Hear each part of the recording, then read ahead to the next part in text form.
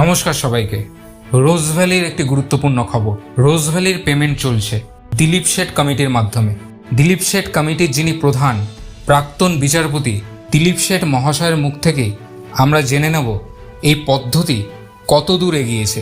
হাইকোর্টের নিযুক্তকৃত এই যে অ্যাসেট ডিসপোজাল কমিটি, প্রথম এখানে কোনো সরকারি সহায়তা না পাওয়ার জন্যে আমাদের যে একটা চকোলেট হোটেল বলে একটা হোটেল ছিল, সেটা খুবই লোকসানে চলছিল। তাকে ম্যানেজ করে তাকে আস্তে আস্তে লাভের মুখ দেখে তার যে লভ্যাংশ আমরা পাচ্ছি, সেই লভ্যাংশ থেকে এই এডিসির অফিসের এই সমস্ত ইনফ্রাস্ট্রাকচার জোগাড় করা হয়েছে এবং সেই অনুযায়ী তারই লভ্যাংশ থেকে এই সমস্ত অফিসটা চলছে।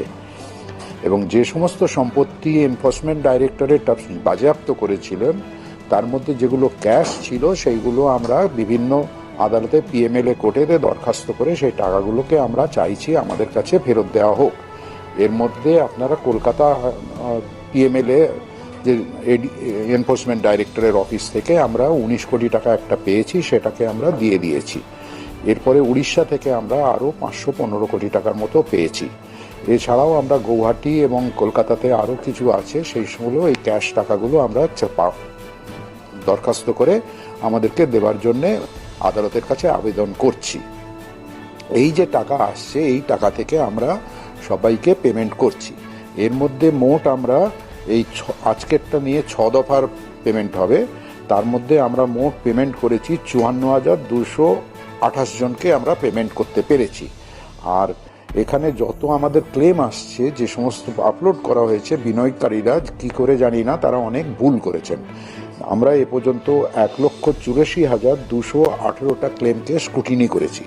তার মধ্যে মাত্র 54,228টা নিখুঁত পাওয়া গেছে এবং তাদেরকে আমরা পেমেন্ট করতে পেরেছি। কিন্তু বাকি যাদের এখনো ডিফেক্ট আছে, সেগুলোকে হোল্ডে রাখা আছে, তাদের সংখ্যা হচ্ছে 1,29,990। এই যে সংখ্যক লোক, এগুলোকে আমরা হোল্ডে রেখেছি, এগুলো আবার রেকটিফিকেশনের জন্য ওই আমানতকারীদের কাছে ফেরত পাঠানো হয়েছে। তারা এটাকে আবার সংশোধন করে যদি আমাদের আপলোড করেন, তখন এইগুলোতেও পেমেন্ট হয়ে যাবে।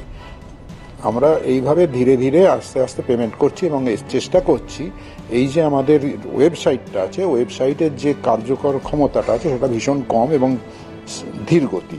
তো সেইটাকে আরও যাতে তাড়াতাড়ি করা যায়, তার জন্য আমরা এটাকে উন্নতি করার চেষ্টা করছি। ওয়েবেলের সঙ্গে আমরা কথা বলছি। যদি আমরা উন্নতি করতে পারি, তাহলে আরও তাড়াতাড়ি অনেক লোককে আমরা টাকা ফেরত দিতে পারবো। এবং এডিসির উদ্দেশ্য হচ্ছে আগামী 2 বছরের মধ্যে সমস্ত আমানতকারীদের টাকা যা আমাদের কাছে আছে সেগুলো ফেরত দেওয়া হবে। আর যে সমস্ত সম্পত্তি যেগুলো ক্যাশ নয়, যেগুলো আপনার মুভেবল বা ইমুভেবল যে সমস্ত সম্পত্তি আছে, স্থাবর অস্থাবর যা আছে, সেইগুলোকে আমরা হাইকোর্টের ভ্যালুয়ার দিয়ে ভ্যালুয়েশন করাচ্ছি। করার পর সেটাকে সেবির মাধ্যমে বা এমএসটিসির মাধ্যমে সেগুলোকে অকশন করা হবে। সেই অকশন করে যে টাকা পাওয়া যাবে, সেগুলো আমরা আমানতকারীদের ফেরত দেব। আমাদের সেই প্রক্রিয়া চলছে। খুব শীঘ্রই আমাদের কয়েকটা সম্পত্তি বিক্রি হয়েছে, আর বাকি আরও অনেক সম্পত্তি বিক্রি করার জন্য খুব শীঘ্রই আমাদের নোটিশ জারি করা হবে। অকশনের যে যারা কিনতে চায়, তারা তাদের বিড সাবমিট করবে। আপনি যেমনটা বললেন যে 6 ফেজে এটা চলছে, টাকা ফেরত দেওয়ার যে প্রক্রিয়া, সেক্ষেত্রে বিনিয়োগকারী যারা রয়েছেন, অনেকগুলো অ্যাপ্লিকেশনই দেখা যাচ্ছে যে ভুল ধরা পড়ছে, যেখানে বেশিরভাগই হয়তো অ্যাপ্লিকেশন বাতিল হয়ে যাচ্ছে। তো সেখান থেকে একটু যদি আবার রিস্ক্রুটিনাইজ করা হবে বা আবার রিঅ্যাপ্লাই করতে হচ্ছে, পাঠানো হচ্ছে, তারা সংশোধন করে আবার যখন ওয়েবসাইটে আপলোড করে দেবেন, তখন সেগুলোকে আবার পেমেন্ট হবে। সেক্ষেত্রে ঠিক পদ্ধতিটা কি রয়েছে, যারা বিনিয়োগকারী রয়েছেন তারা কিভাবে অ্যাপ্লিকেশন করবে? সবটাই ওয়েবসাইটে আপনার অনলাইনে হবে, কাউকে কোথাও আসতে হবে না। তারা যে কোনো সাইবার ক্যাফেতে গিয়ে তাদের যেগুলো ওয়েবসাইটে গেলেই দেখা যাবে যে ওয়েবসাইটে বলা আছে কি কি ডকুমেন্ট দিতে হবে, কিভাবে দরখাস্ত করতে হবে, সমস্ত ওয়েবসাইটে খুব সুন্দর করে বলা আছে।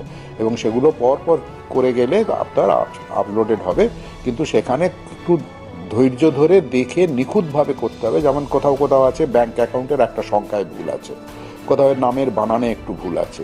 এরকম সব ছোট্ট ছোট্ট ভুলের জন্য আমাদের এগুলো আটকে যাচ্ছে। কোন পর্যন্ত আমরা 10,200 টাকা পর্যন্ত পেমেন্ট করছি, তার বেশি পেমেন্ট এখন করতে পারছি না, যেহেতু আমাদের কাছে অত টাকা নেই।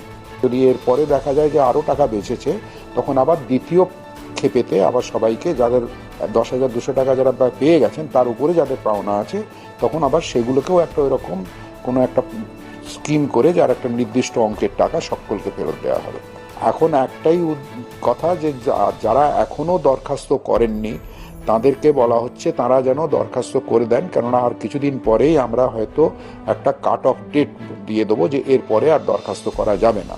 সেই জন্য আগামী 3 মাসের মধ্যে সবাইকে দরখাস্ত করা উচিত, এবং করার সময় খুব নিখুঁতভাবে কোনো ভুলভ্রান্তি ছাড়া আপলোড করলে তারা কিন্তু অনেক তাড়াতাড়ি টাকাটা পেয়ে যাবেন। মাননীয় দিলীপ শেঠ মহাশয় যেভাবে বললেন সেইভাবেই আপনারা সবাই ডকুমেন্টস আপলোড করুন। আর বহু মানুষের ডকুমেন্টস আপলোড করা বাকি আছে, তাই এই ভিডিওটা বা ইনফরমেশনটা সবার কাছে ছড়িয়ে দিন, তারা যেন খুব তাড়াতাড়ি এই পোর্টালে সমস্ত ডকুমেন্টস আপলোড করে দেয়, কারণ পোর্টালটি কিন্তু খুব তাড়াতাড়ি বন্ধ করে দেওয়া হবে। সবাই ভালো থাকবেন, সুস্থ থাকবেন। Thank you.